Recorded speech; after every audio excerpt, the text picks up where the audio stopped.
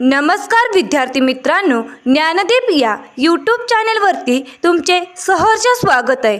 तर आज आपण इयत्ता 9वीतील इतिहास पाठ्यपुस्तकातील पाठ क्रमांक 8 उद्योग व व्यापार हा पाठ अभ्यासणार आहोत।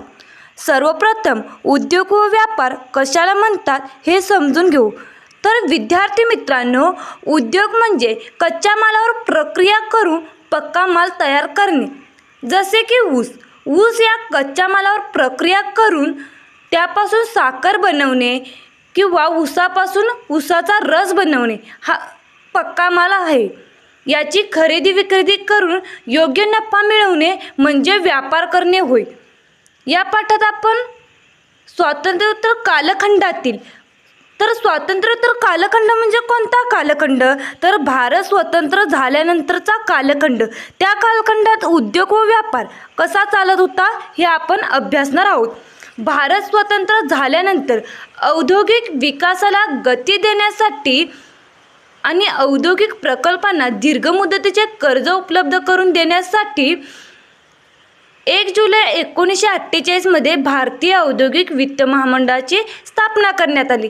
तर याचे मुख्यालय कुठे आहे, तर नवी दिल्ली येथे भारतीय औद्योगिक वित्त महामंडळाचे मुख्यालय आहे।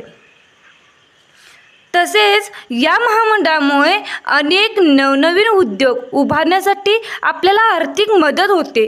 तसेच लघु, मध्यम आणि मोठ्या उद्योगांना चालना मिळते। तसेच 1954 मध्ये औद्योगिक क्षेत्राचा विकास अधिक होण्यासाठी औद्योगिक वित्त महामंडळाची स्थापना करण्यात आली। भारतामध्ये अनेक उद्योग व व्यापार चालतात, त्यातीलच आज आपण काही उद्योग व व्यापार अभ्यासणार आहोत, जसे की वस्त्र उद्योग, रेशीम उद्योग, ताग उद्योग, हस्तशिल्प उद्योग, वाहन उद्योग, सिमेंट उद्योग, चर्म उद्योग, मीठ उद्योग अशा अनेक उद्योग आहे। त्यातीलच एक उद्योग म्हणजे वस्त्र उद्योग। देशाच्या एकूण औद्योगिक उत्पादनात वस्त्रोद्योगाचा वाटा सुमारे 14% आहे। वस्त्र उद्योगात यंत्रमाग उद्योग, हातमाग उद्योग यांचा समावेश होतो।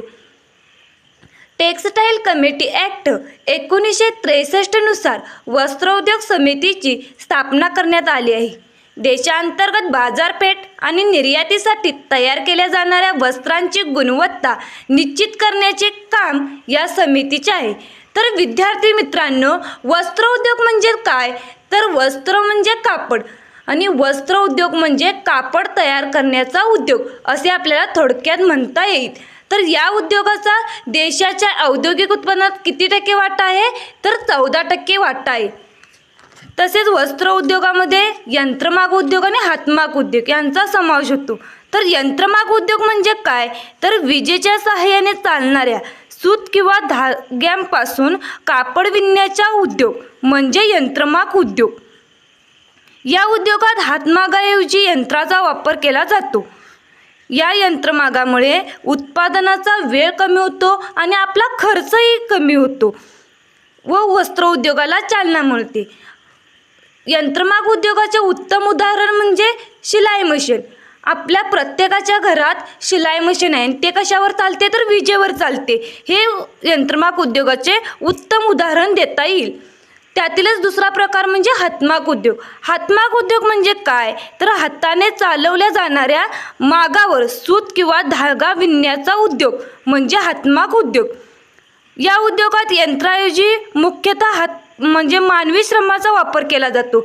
इथं मानवाचे कष्ट भरपूर आहे। हा उद्योग प्रामुख्याने कुठे आहे, तर ग्रामीण भागात जास्त आढळतो, हा शहरी भागात आढळत नाही। कारण की ग्रामीण भागातील कारागिरांना तसेच पारंपरिक पद्धत असल्यामुळे कारागिरांना लोकांना या उद्योगाचा उपयोग होतो। मग हाताने कोणकोणते ग्रामीण भागात हातमाग उद्योगाने बनवले जातात वस्तू, तर एक स्वेटर, टॉवेल, चादर, वाकळ, गोधडी ह्या हातमाग उद्योगाने बनवले जातात। त्या कारण मानवाला काय ह्याच्यामध्ये श्रमप्रधान जास्त करावे लागते। तसेच टेक्सटाईल कमिटी ॲक्ट 1963 नुसार वस्त्र उद्योग समितीची स्थापना करण्यात आली।